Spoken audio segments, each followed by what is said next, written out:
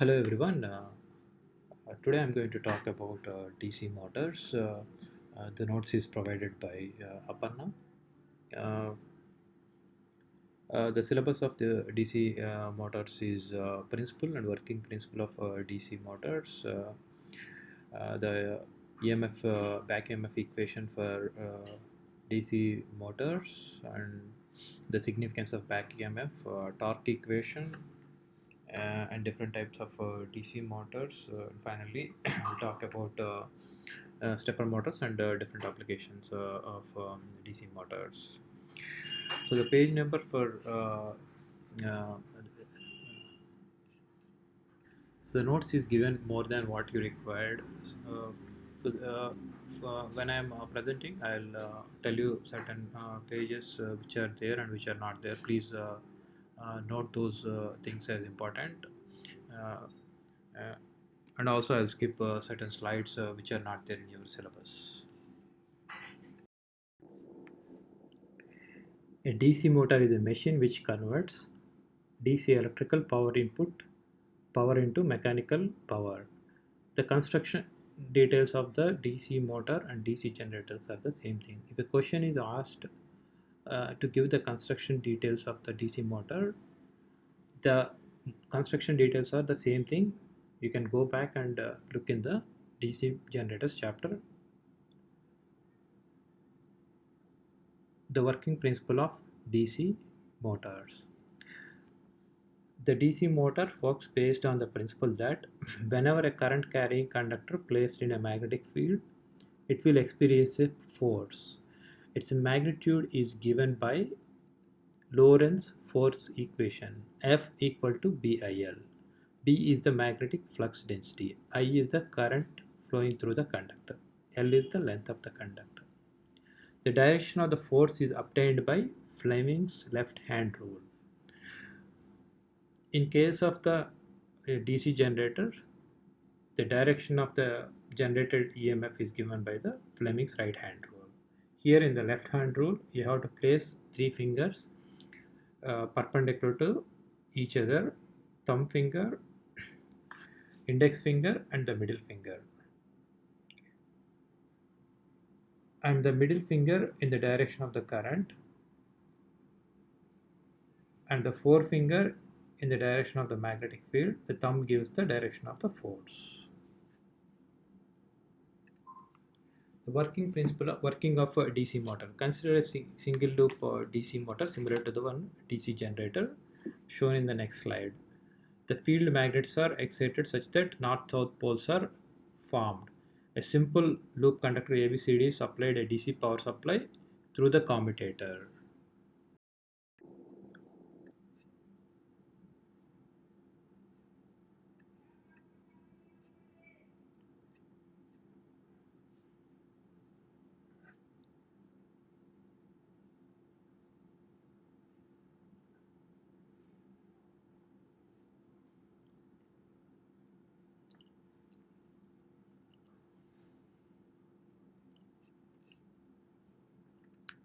So in figure 1, the current direction AB and CD coils is inward and outward respectively. By applying Fleming's left-hand rule, the direction of the force is given by counterclockwise in both the coils.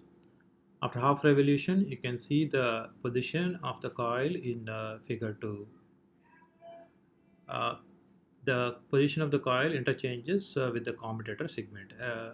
Again, the force of the direction is counterclockwise in the coils AB and CD. So the commutator changes the direction of the current flowing through the armature conductors when they move from one pole to the another pole to make output rotational unidirectional. So the it hence the commutator creates a unidirectional driving torque by using the commutator. The EMF generated induced EMF. This induced EMF acts in opposite direction to the applied voltage. According to the Lenz's law, the direction will be opposite. The This is also called a back EMF or counter EMF. So the equation for the back EMF generated for a single loop generator or sorry DC motor is same as shown before, pi Zn P by 60A. Consider for a shunt motor uh, with the field resistance is connected in shunt. Uh, a DC voltage is applied across the terminals here. A load current that goes inside, and it absorbs a armature current IA. When the armature current and that will induce a back EMF EA, which will be which opposes the um, input voltage, which is in the opposite direction, EB. So when we apply a Kirchhoff's voltage law for the first loop, V equal to EB plus IA RA. RA is the armature resistance. From here we can find the back EMF voltage EB equal to V minus IA RA. The armature current IA equal to V minus EB by RA. The the value of back EMF will be determined the current drawn by the motor. So there is very important significance for the back EMF in a DC generator. The presence of the back EMF makes the DC motor self-regulating. That means it makes the motor to draw as much armature current as just sufficient to develop the torque required by the load. The armature current IA is given by the equation shown above for a DC shunt motor IA. So for this case, when the motor is running on low load, a small torque is required to overcome the friction and wind winding losses. So the armature current is small. So the EB is then it will be almost equal to zero. Then uh, the back EMF is almost equal to V, the applied voltage.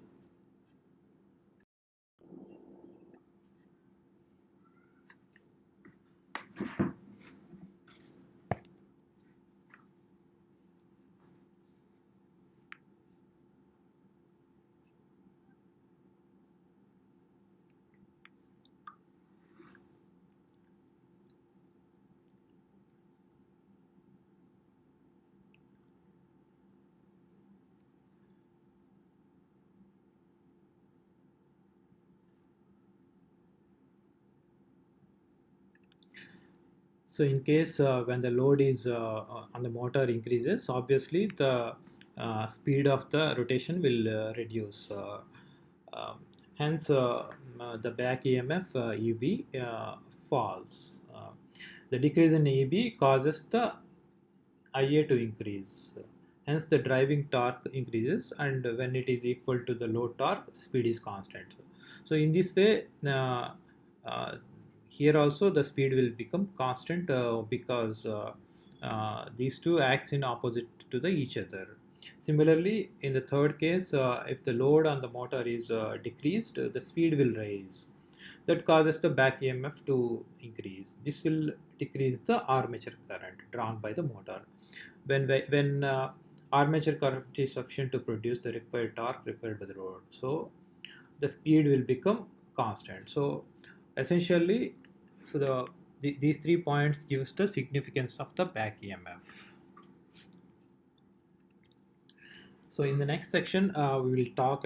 We'll find the maximum power condition required for the back EMF for giving the maximum output power from the armature. Take the same example before, the shunt motor with a shunt field resistance and back EMF EP, armature current IA, and the load current of IL with the applied voltage of V. The voltage equation V equal to EB plus IA RA. That is the voltage equation. And when you apply a current in all the sides, you can find the power equation of a DC motor. So V and VIA is the your armature input electric power. EBIA is the power developed by the armature. Ia square Ra is the armature copper losses. So from here you can find the mechanical power developed by the armature Pm, that is back EMF multiplied over the armature current, equal to VA VIA minus Ia square Ra.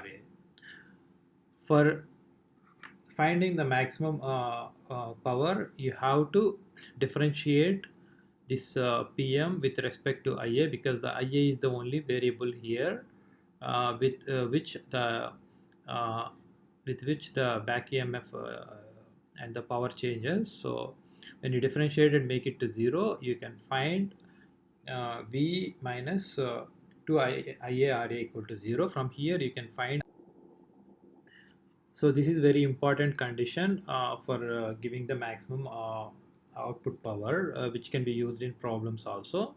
And also this gives the one significant condition where you can generate the maximum power.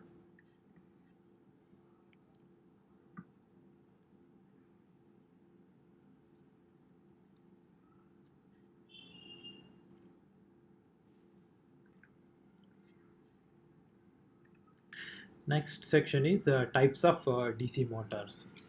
If you remember, the types of DC generator is similar to the DC motors, except there is a separately excited DC generator there. Here, most of the them are mm, same to the self-excited DC motors, where you have three different DC motors are there. One is the DC shunt motor, where you have connected your field resistances in shunt, DC series motor, and the third one is DC compound motor, where you have a long shunt compound motor and the short shunt compound motor.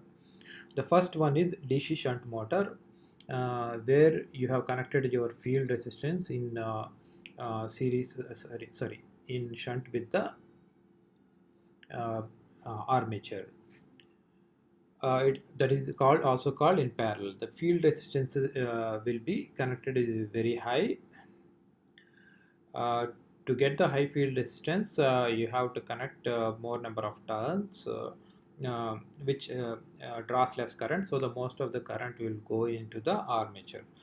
By applying Kirchhoff's current law at this junction, you can see I load current equal to I armature current plus I shunt current.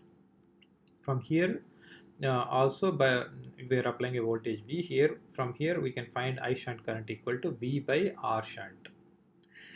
Um, Here the flux generated uh, in the armature in the field will be proportional to I shunt, because these two are connected in parallel. So when you are connected in parallel, the current flowing through the resistance will be the opposite arm, proportional to the current in the opposite arm. Likewise, for finding the torque, will be proportional to the flux multiplied over Ia, will give the torque. By applying Kirchhoff's voltage law here in the first loop, you can find back EMF similar to the one that we did before. Gross mechanical power developed will be equal to EB into Ia. In the DC series motor case, we connect a series resistance in series with the armature armature of the motor, where you have all the load current, um, uh, series field resistance current, and the armature currents are all the same thing. And here your field flux phi is proportional to the I series resistance. And here the voltage equation, V equal to EB plus IARA plus ISE RSE series.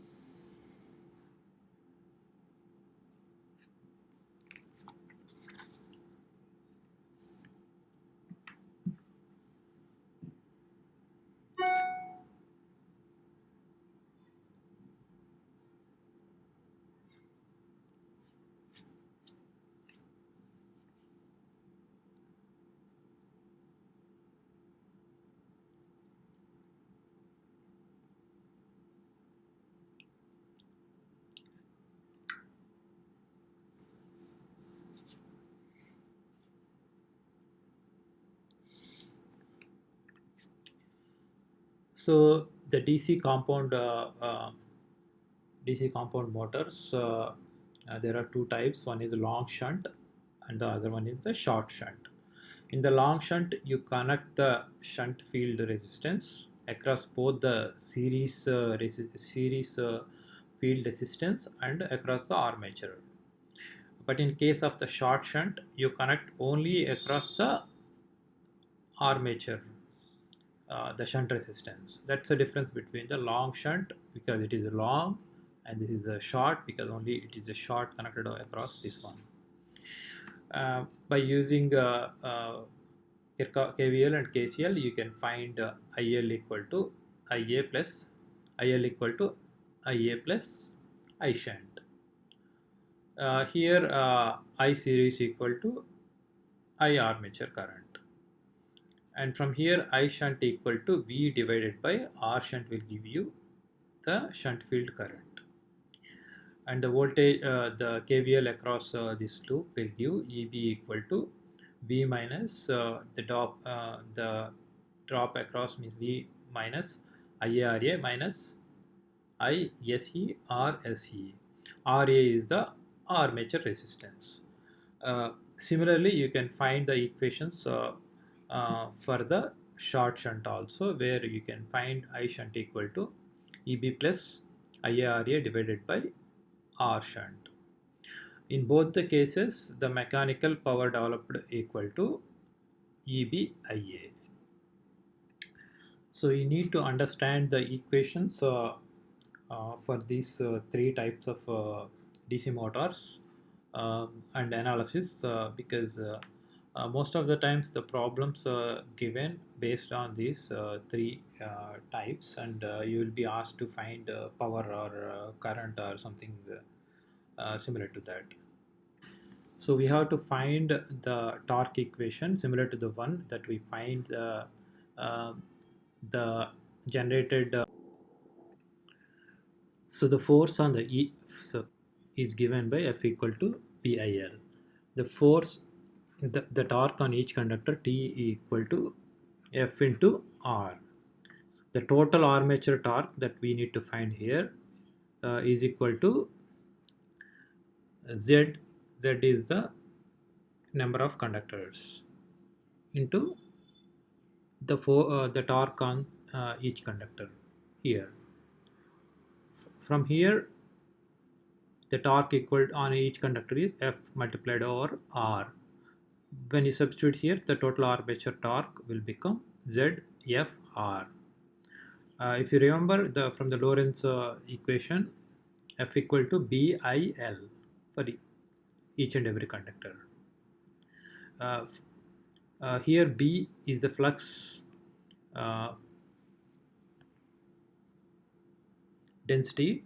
So to find the flux density, phi by A is the area of the entire conductor, which will be 2 pi RL by P. When you substitute that and you cancel out LR from here, you will end up the equation T torque, armature torque equal to phi ZIA divided by 2 pi into multiplied over P by A. This is the armature torque equation of a DC motor. It's very important equation in this section. From here, for a designed motor, except phi and Ia, all other things are constant, such as Z, P, A, and 2 pi. So from here we can say that the armature torque is proportional to phi Ia. For shunt motor, phi is constant, so the armature torque is proportional to the armature current. This is the one of the important equation that we used earlier slides. The derivation is here.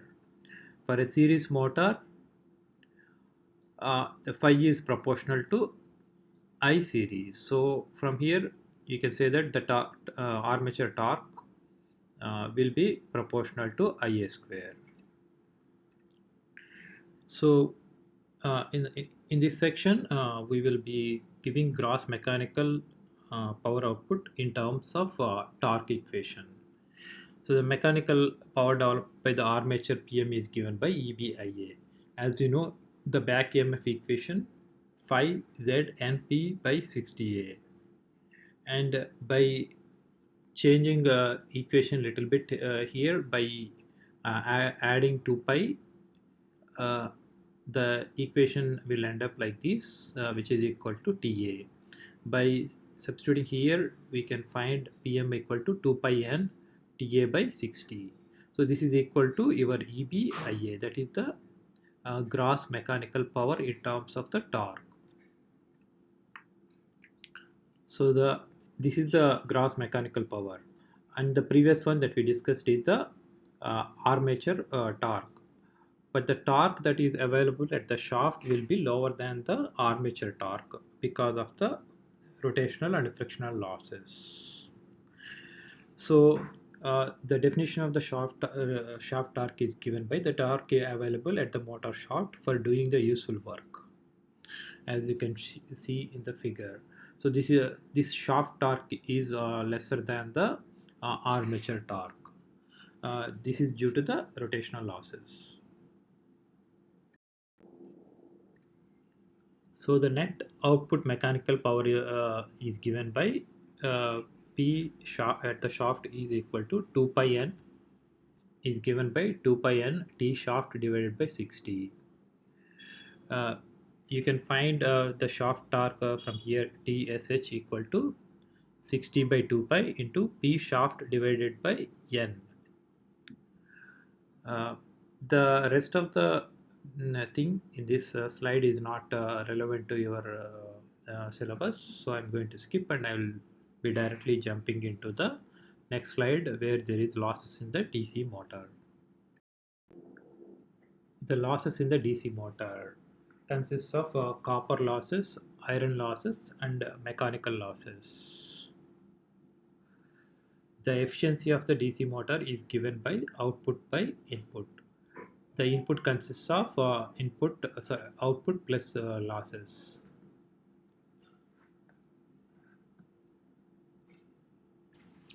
So the different stages of the input electrical power to the output mechanical power shown in this picture, where you have input electrical power is given by VIL. The power is given by VIL. So you can see the corresponding powers at the bottom, and the losses occurred between the input electrical power section to the mechanical power developed in the armature. EBIA is the copper losses. In between the mechanical power developed in the armature to the output mechanical power at the shaft is there is a frictional losses and iron losses. Also, you can see the power at the armature and the power in terms of EB back EMF in terms of the armature torque, and power at the shaft in terms of the shaft torque is shown here. Overall efficiency eta is given by P shaft divided by P input, and the electrical efficiency is given by P mechanical divided by P, that means P mechanical divided by P electrical or P input, and then mechanical efficiency is given by P shaft divided by P mechanical. I'm going to skip the next couple of slides. I will directly jump into the applications of DC motors. Most of the things that is not relevant here. Next couple of slides. If you scroll through, you will find the applications of DC motors. That will end the syllabus for you.